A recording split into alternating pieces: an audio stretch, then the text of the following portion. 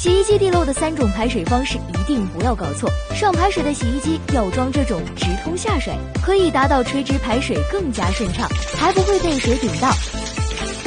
下排水的洗衣机只需将下面的堵头和上面的接头互换下位置，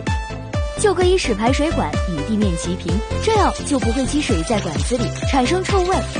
还可以去掉堵头，再装上一个接头，就可以再装上一台儿童洗衣机的排水管，作为一个下水3通来使用。上方还设计了孔洞，洗衣机装在浴室的，还可以排掉地面的积水。